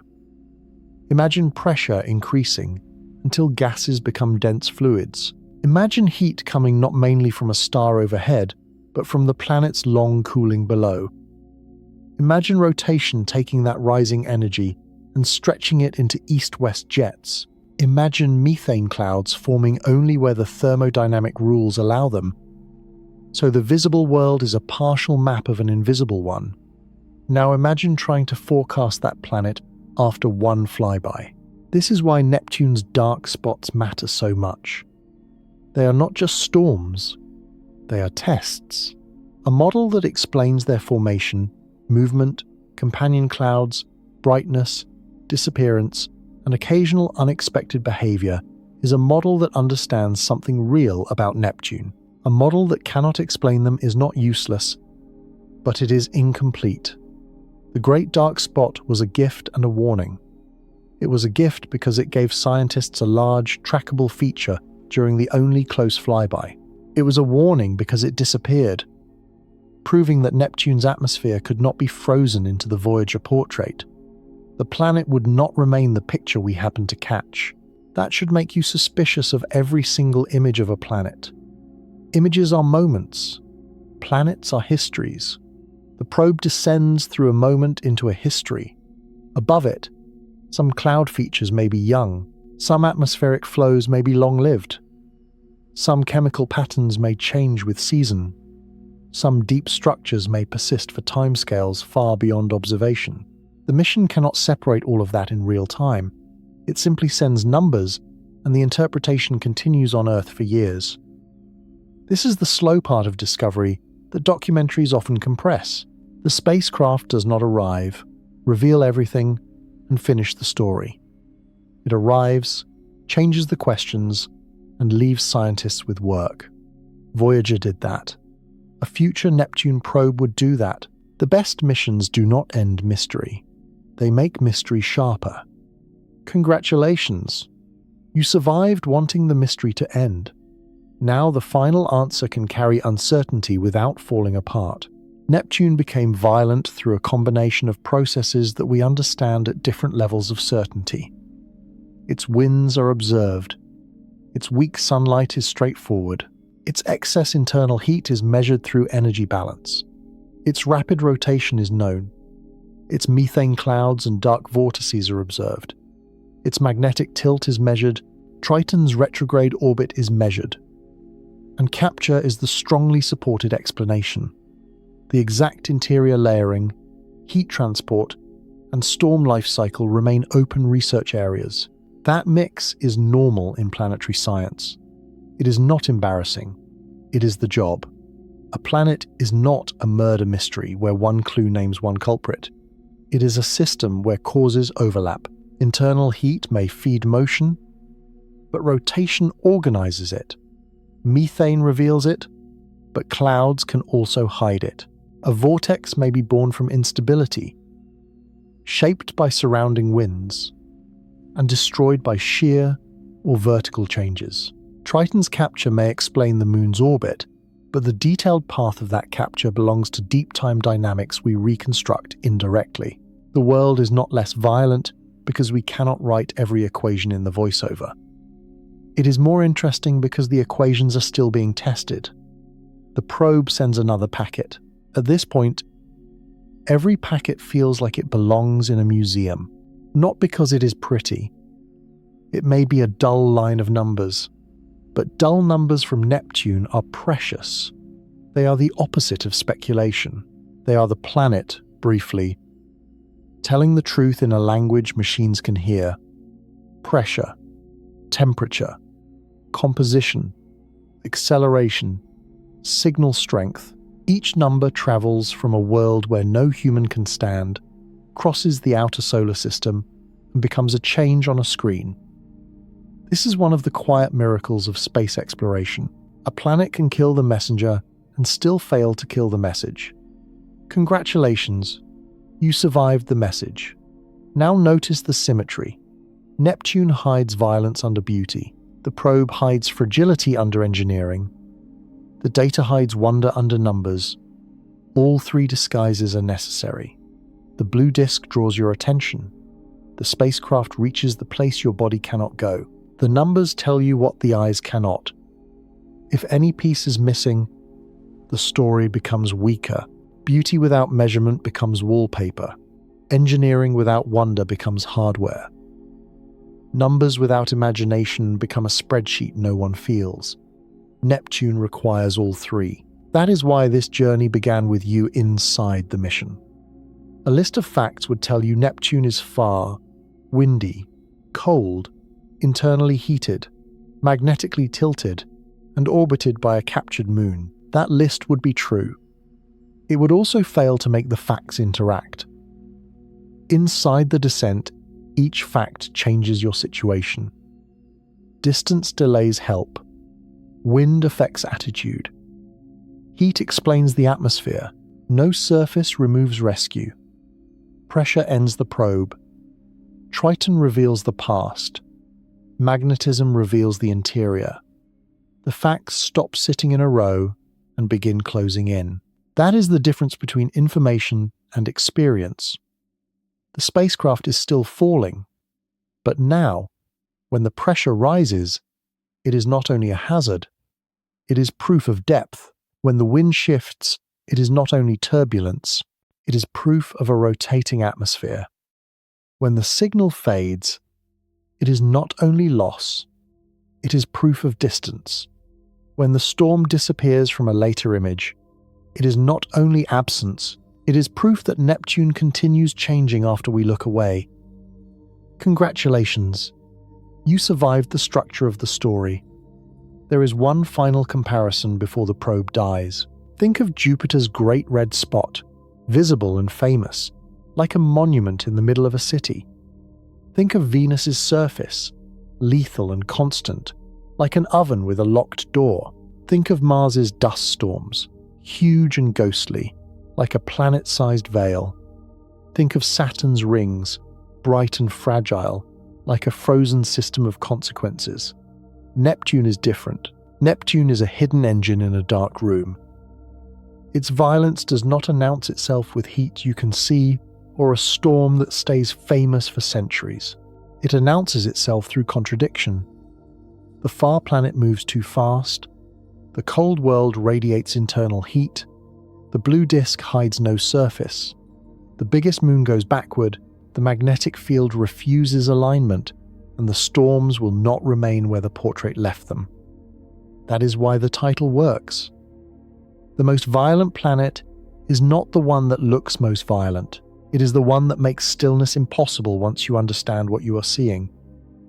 The probe continues into the final pressure regime. Before that regime ends the mission, imagine one impossible alternative. Imagine the probe could hover. It cannot, but the thought experiment is useful. If the probe could stop its descent and hold one altitude, Neptune would still not become simple. The wind field around it would keep changing. The planet would rotate beneath its position. Clouds would form and vanish. Waves would pass.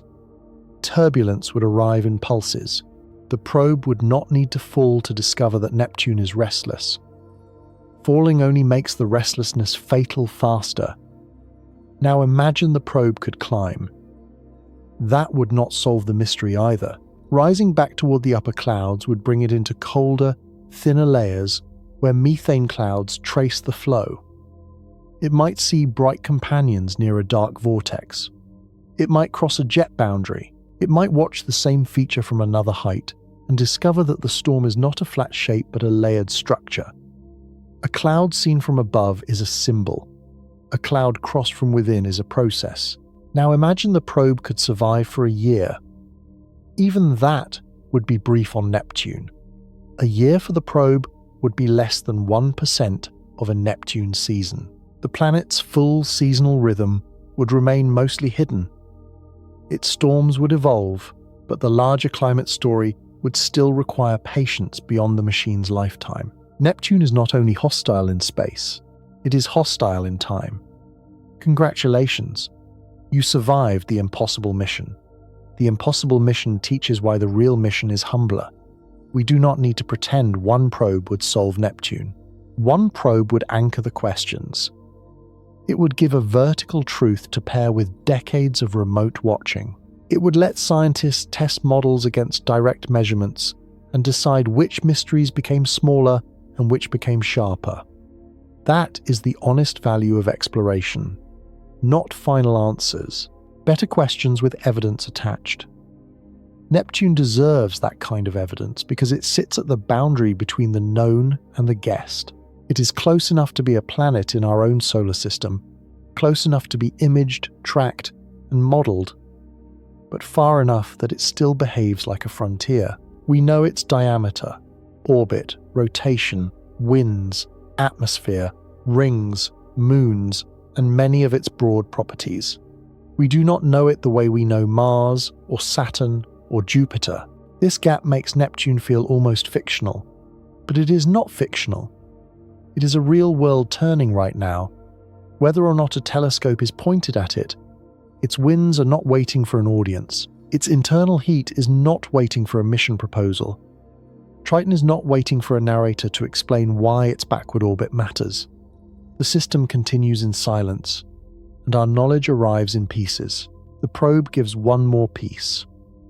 At this depth, the distinction between atmosphere and interior begins to feel less like a boundary and more like a gradient. The probe is still in the atmosphere for practical purposes, but the direction is obvious. Down means more pressure, more heat, more density, fewer options. No hidden platform waits below. No final safe layer rescues the mission. Only a physical continuum remains, becoming more extreme with each second of descent and each meter of pressure gained. That continuum is part of why Neptune unsettles the imagination. Human minds like edges. Planet and sky. Ocean and air. Ground and cloud.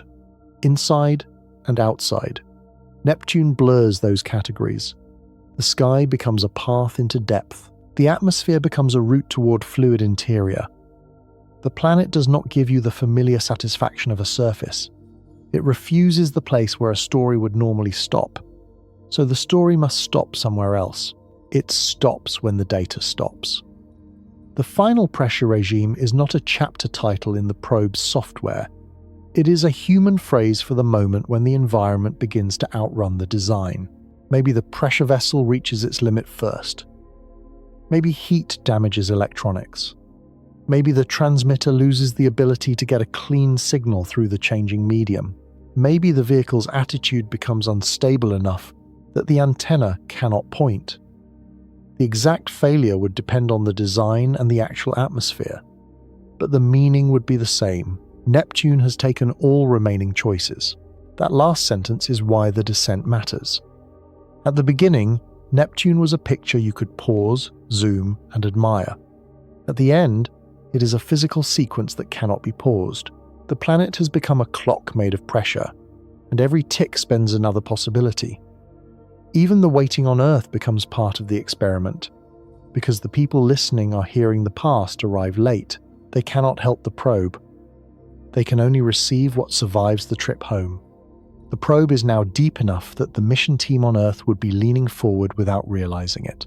The final minutes of a descent probe are not dramatic because anyone can save it. They are dramatic because no one can. The probe is already inside the machine. The only question is what escapes before the machine closes. Pressure warning, thermal warning, signal warning. The data still arrives. Each packet is small, but each one is expensive in a way money cannot fully express. It represents decades of theory, mission planning, launch energy, cruise time, navigation, engineering, and waiting. It represents the patience of people who may retire before the data changes textbooks. A Neptune probe would not be a quick errand. It would be a generational conversation with a planet. Neptune answers in fragments. One fragment says the atmosphere is layered. Another says the winds are extreme. A third says the cold top hides a warm interior. Together, they say the planet's violence is not one event. Congratulations! You survived the first final warning. There will be more than one final warning, because real systems do not end with perfect timing. They degrade. They flicker. They return briefly. They fail in stages. That is cruel for the people watching and useful for the people analyzing. The probe's signal drops, then returns. A partial packet arrives. Then another. The camera is no longer useful. The pressure data is still meaningful. The temperature data still matters. The composition data is incomplete, but precious. Every surviving bit is now part of the answer. Here is the answer forming in its final shape. Neptune became violent because the early solar system built a giant world, rich in volatile materials, and placed it far from the sun. But distance did not remove its internal heat. Over billions of years, that heat kept leaking outward through a deep, rotating planet without a solid surface. Rapid rotation organized the atmosphere into powerful jets. Methane chemistry made the upper weather visible. Shear and vertical structure allowed huge vortices to form. The lack of landfall let atmospheric systems behave unlike storms on Earth. The interior generated a magnetic field tilted far from the spin axis. The planet's gravity captured Triton and reshaped its moons. Cold did not stop motion. It only hid the engine under a blue atmosphere. That is the delayed thesis. Neptune is not violent because it is chaotic in a simple way. Neptune is violent because it is organized around motion. Everything moves. Heat upward, winds sideways, storms around jets, magnetic fields through space, moons in captured orbits, seasons across centuries, data across billions of kilometers. Nothing about the planet's system is truly still. The calm blue disk is not a face. It is a curtain. The probe is below the curtain now. It will not come back. There is no hidden ocean surface for it to splash into, no alien shoreline, no lost rock. The atmosphere simply becomes too much. The shell that held becomes insufficient. The instruments that measured become objects. The transmitter that spoke becomes silent. But before silence, one last set of numbers arrives. You do not know if it is the final packet when it arrives. No one ever does. That is part of the cruelty. The screen updates. Pressure, temperature, signal strength, a wind estimate, a chemical ratio, a timestamp. Then the next expected packet does not arrive. You wait. Nothing. Another interval. Still nothing. Congratulations. You survived Neptune. The probe did not. That distinction is the whole purpose of the journey. You survived because you were never made of metal falling through the atmosphere. You survived because the data came home. The machine was lost, but the question was not. And the question now has a precise answer. How did Neptune become the most violent planet in the solar system? By being the cold world that refused to be cold inside. By keeping internal heat when sunlight became weak. By spinning fast enough to organize that heat into jets and vortices. By lacking a surface that would make the weather familiar. By wrapping deep fluid layers in methane blue atmosphere. By generating the fastest known planetary winds. By producing storms large enough to impress Voyager and unstable enough to vanish. By carrying a tilted magnetic field that turns the space around it into a moving system. By capturing Triton and preserving a backward moon as evidence that even its orbital history was not peaceful, the word became matters. Neptune was not painted violent at the end of the solar system as a finished icon. It became violent through formation, migration, cooling, rotation, chemistry, capture, and time. Its violence is the accumulated result of a planet that never stopped moving energy through constraints. That is why the blue is so misleading. From Earth, Neptune is often a calm dot in a telescope or a perfect disk in an image. It asks to be admired. It does not show you the entry heat, the supersonic winds, the hidden pressure, the vanishing storms, the tilted magnetosphere, or the captured moon, unless you know how to ask. And now you do. The opening questions can finally close. How can a distant planet produce faster winds than Earth? Because weak sunlight does not mean weak internal energy, and Neptune's escaping heat, rotation, and deep atmosphere can drive extreme motion. Why would a cold blue world be stormier than expected? Because cold at the cloud tops does not equal stillness below. What did Voyager 2 see? It saw Neptune close enough to reveal the Great Dark Spot, bright clouds, rings, moons, Triton's geysers, and a planet far stranger than a blue dot. Why did the Great Dark Spot vanish? Because Neptune's dark vortices are dynamic atmospheric features, not permanent landmarks, and their visibility and survival depend on changing conditions scientists are still studying. Why does Neptune radiate more energy than it receives?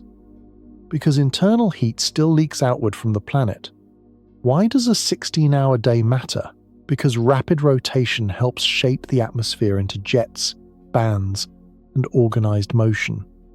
Because Neptune is an ice giant, a deep fluid world where pressure increases continuously instead of giving a spacecraft a landing place. Why is the magnetic field so tilted? Because Neptune's internal dynamo is unlike the simple Earth model, likely operating in an unusual geometry inside the planet. Why does Triton orbit backward? Because Triton was likely captured, recording ancient gravitational violence. And why is the most violent part not the storm you can see? Because the visible storm is only the symptom. The real violence is the engine underneath, the system around it, and the history behind it. Now return to your room. There is probably air around you that is almost still. There is a floor beneath you. There is a wall holding back weather. There may be a small sound nearby. A fan, a vent, a distant car, the quiet electricity of ordinary life. These things feel stable because your body evolved on a planet with surfaces, breathable pressure, warm sunlight, and weather that usually stays outside the room. Neptune has none of that comfort. Out there, the sun is a bright point. The year lasts 165 Earth years. The day lasts about 16 hours. The winds can outrun sound on Earth. The storms can appear larger than worlds and then disappear. The magnetic field swings through space. Triton circles backward. The blue disk continues turning, calm only from a distance. Somewhere in that darkness, Neptune is still cooling, still rotating, still moving heat upward, still shaping clouds into warnings, still hiding its engine beneath the color we mistake for peace. And if you look at a picture of it now, that is the thing to remember. The planet is not quiet. It is only far away,